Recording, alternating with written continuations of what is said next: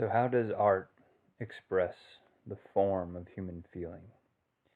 Well, for one thing, and Langer here does point out in several places, that we're not talking about representation when we talk about expression. Representation is a way of expressing, but it's not the only way. And by representation here, I mean a kind of mirror image of the thing you're expressing. Right? We saw, even in the example, the non artistic example of the battery and the book expressing the form of the water bottle in their separate ways. Well, that book doesn't represent the water bottle in any kind of mirror image, right?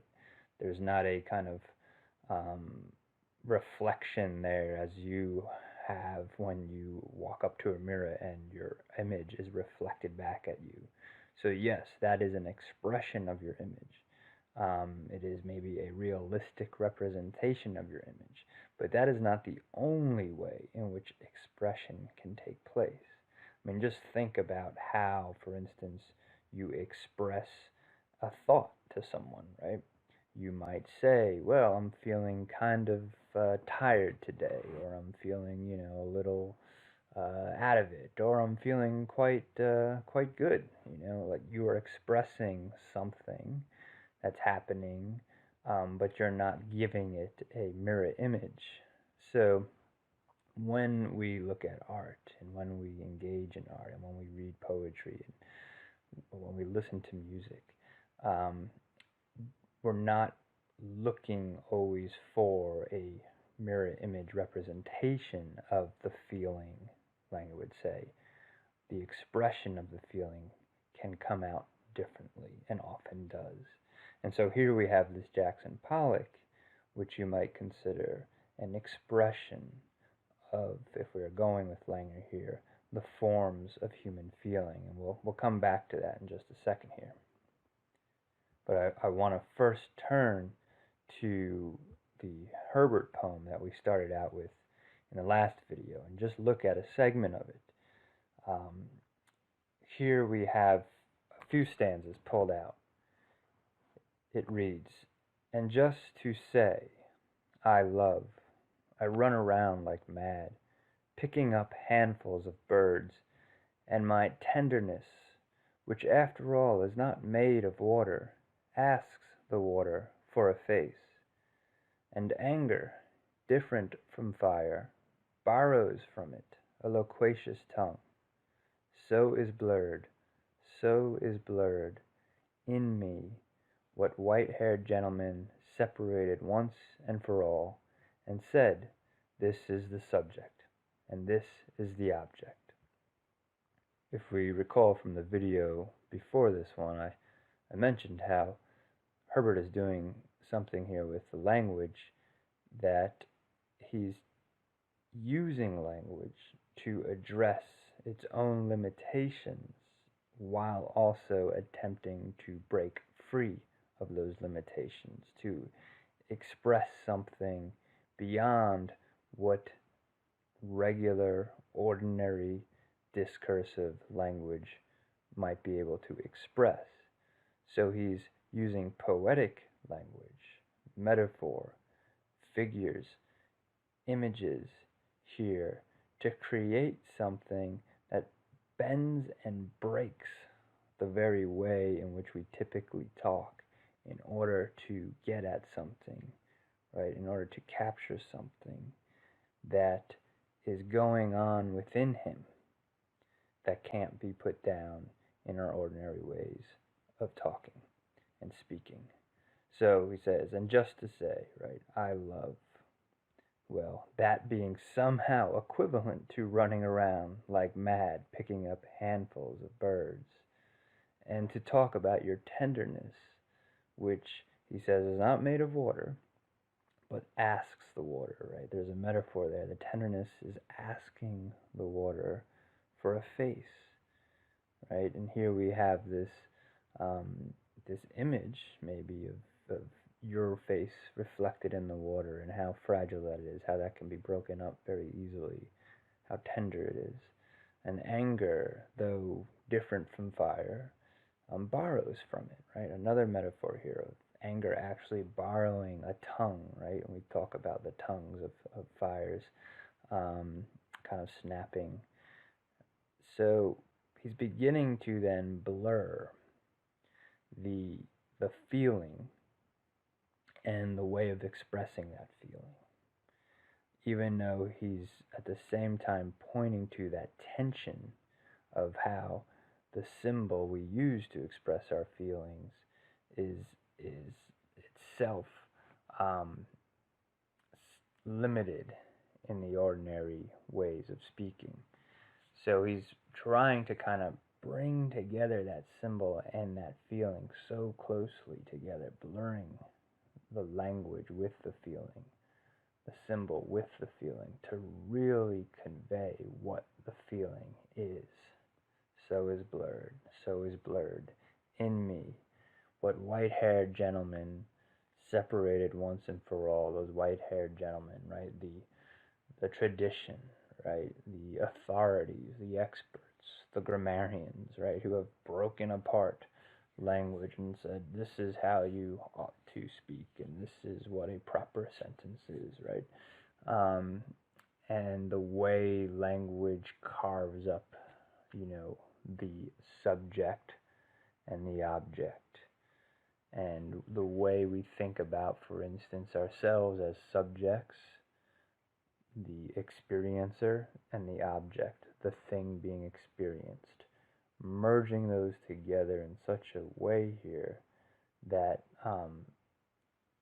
Herbert is trying to show us that human feeling here can take a form that breaks down these conventional, traditional ways of conceiving the world.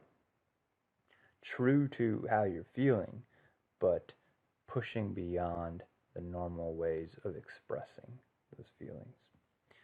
And Langer here points out that metaphor is key in this, not just in poetry, but really across the arts. The metaphor is a central way of working through images and new conceptions. She says what it does is it expresses what there is no word for. A metaphor can give expression to something that didn't previously have any expression.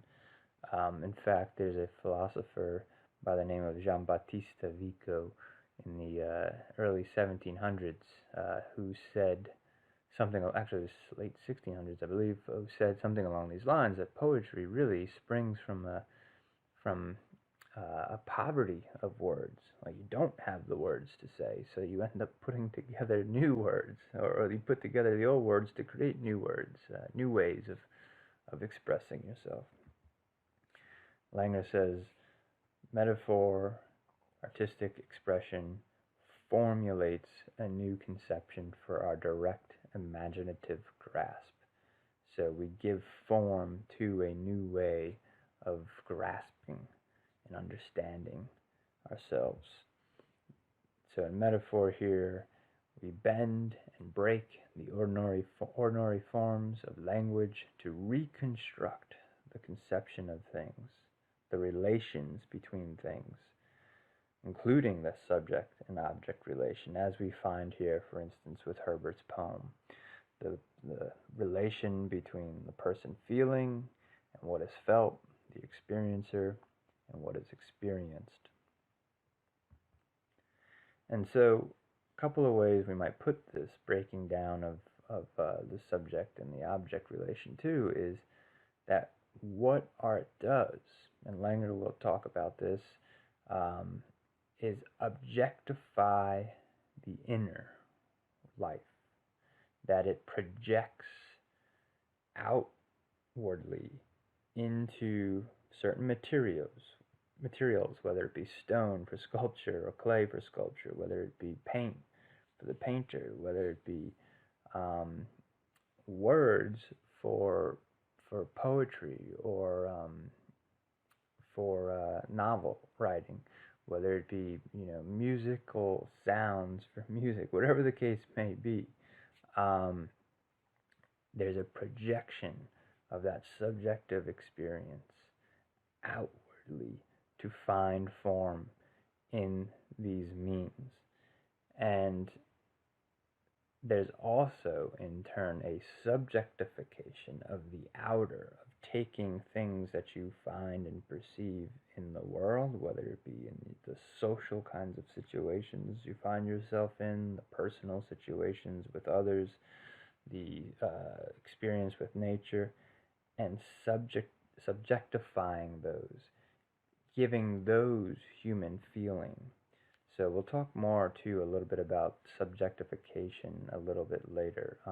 Right now, stick with objectification, where we take our feelings and we give them, we kind of project them onto objects out there in the world.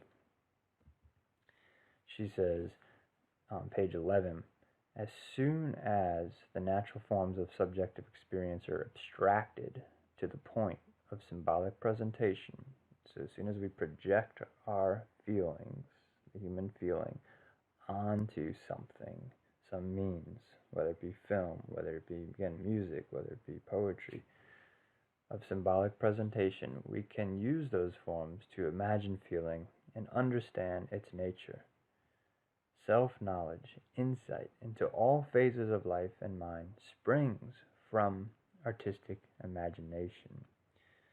So what this does for us, and I phrase it this way, that artistic expression provides revelation and recognition. We, through art, reveal human feeling to ourselves. It delivers an insight and an understanding onto that feeling, some clarity about that feeling. And that is the recognition of its understanding into what we have felt in some way. Recognition of what it is to even feel what's possible here. To experience maybe the feeling that someone else is having through the artistic expression of that. So what art does, it moves us, but it's also moving, and it's moving the human feeling, the expressions of that feeling closer to us. It's bringing it right up front to us, right before our eyes, right in through our ears, right, to give us a clearer, a deeper understanding of that feeling. So in art, the complexity, the flow, the simultaneity, the dynamic character, the immediacy, the inseparability, the intensity of human feeling is given outward, articulate form. So we come back to the Jackson Pollock painting, which again is not representational, but expressive. And you can argue, and I would argue, that it does have the complexity, the flow, the simultaneity, all of these things we've just mentioned here within the work.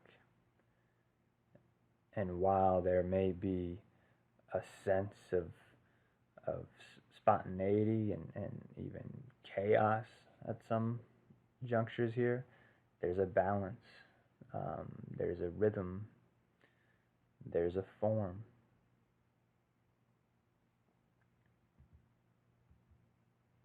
So, artistic form then is a special kind of expressive form. Artistic form is a work that is made or meant to express the form of something else. And for Langer, it's mainly human feeling. Now, she wants to be clear. She's not talking about just personal self-expression here, which is expression, it's what your symptoms would express. For instance, you're in pain, and so you cry out, right? That's self-expression. You're expressing your pain. That's not art for Langer. A baby cries, that doesn't mean the baby is making art. The baby is expressing his or her pain. So what you have is a human expression, an expression of the human feeling, the felt life, and what's possible and what has been felt. You might go back, years and think about the ways you felt and kind of work through something to give that form, expressive form. Doesn't mean you have to be experiencing it at that moment. The artist working on a tragedy may have made certain observations, had certain reflections, and is trying to capture that in the drama of the tragedy. But the artist doesn't need to actually be experiencing something tragic at that moment. Doesn't need to be in despair or upheaval, as Langer says. So it's important to keep that, separated. We're not talking about just expressing your pain and saying, well, that's art.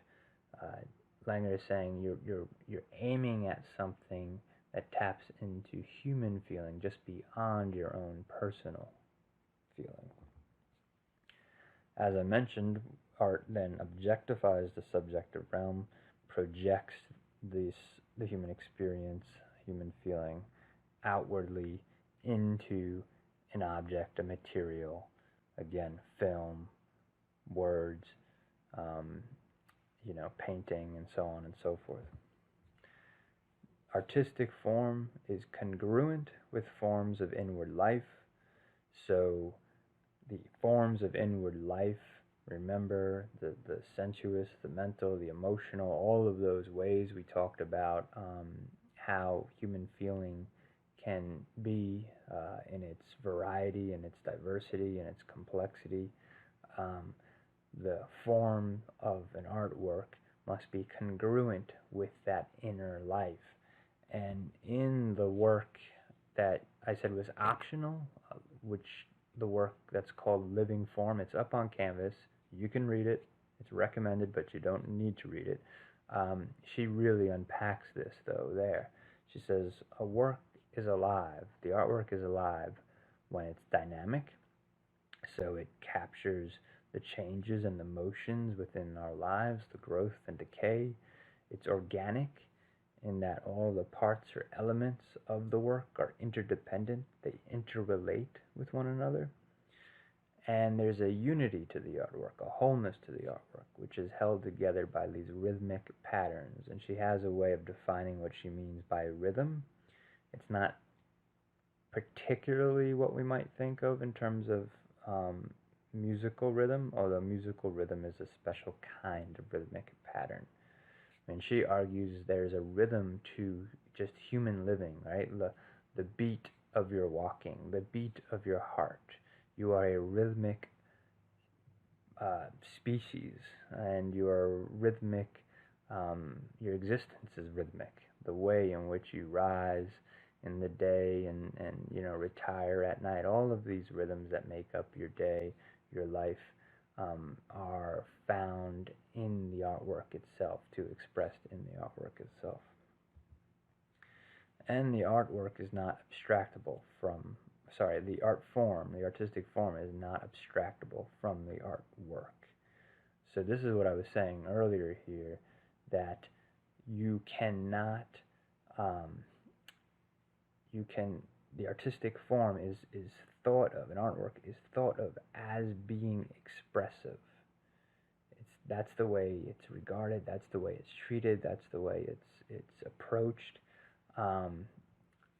So again, if you take, for instance, the example we had a few videos ago with the water bottle, you had the battery there, and we said, well, we could look at that battery as an expressive form of the water bottle, even though the battery is not an expressive form. I mean, it wasn't made to be an expressive form of the water bottle, right? It was made to be a battery that you put into something to charge it.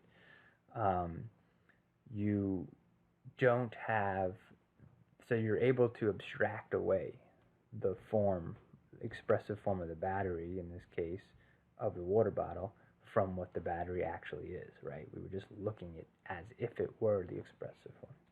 With an artwork, you can't abstract away the expressive form of that. When you look at a painting, whatever it's expressing, cannot be divorced from the actual work itself.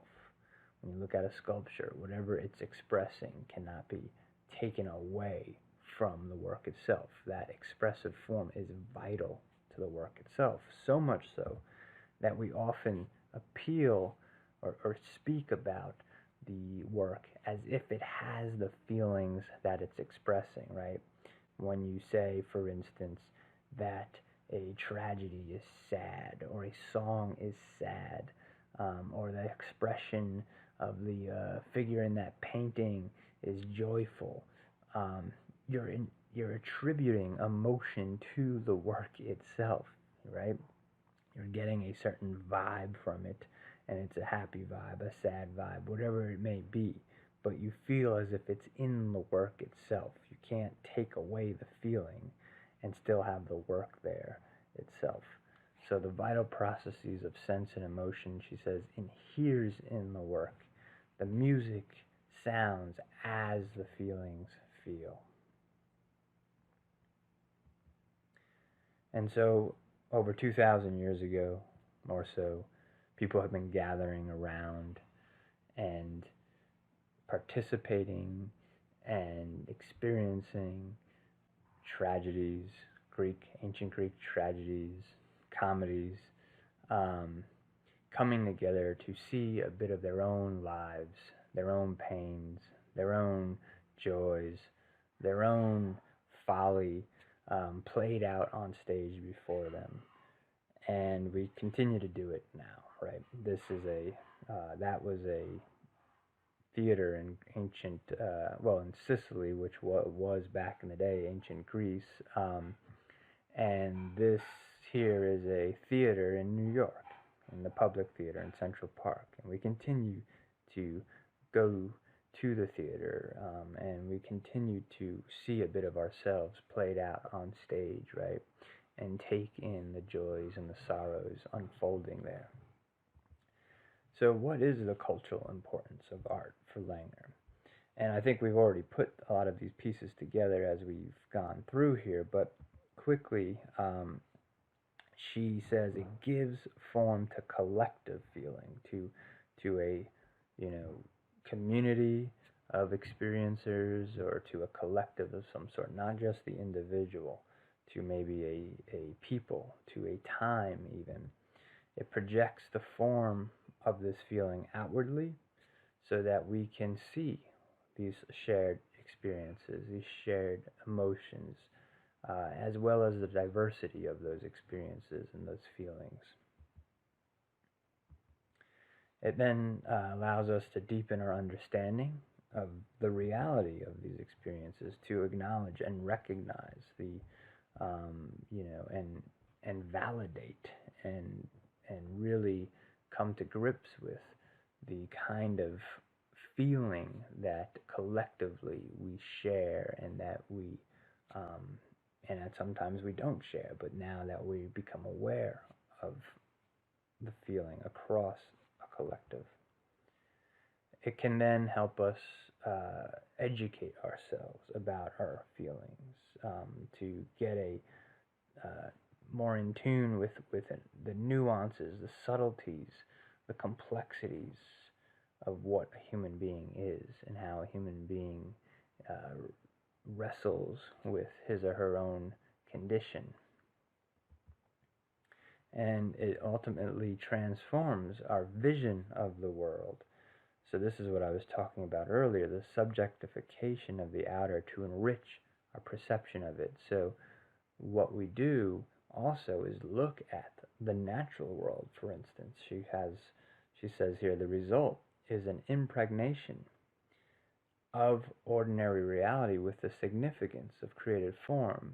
This is the subjectification of nature that makes reality itself a symbol of life and feeling. It's that sense that you take on your walk outside, where you start to look at nature as if it's experiencing some of the things that you've experienced, or that it can tell you and show and reveal to you something about yourself, something about your own feeling. I was out at Purcell Park in Harrisonburg just the other day, You may have been there yourself. It's not far from campus, a little park in Harrisonburg. And I was walking through, and I, come upon this tiny little tree full of color here, bright as anything, um, you know, kind of perky, full of life. And then, of course, behind it, this gray, leafless, cluster of trees. And it stood out to me, just the juxtaposition, the difference. And I was, it reminded me a little bit of today and what we're experiencing, and to have that kind of bit of hope and that bit of life, right? Amidst what might be a bleak circumstance, what might be a condition that is dark and without color, right? To find that tree, to find that light, to find that life was something neat. And for Langer, this would be when you enrich your perception of things um, through subjectification of the natural world. You impute these human feelings onto the way in which you actually perceive and engage with the world itself. So these are some of the cultural ways in which art has cultural importance for Langer.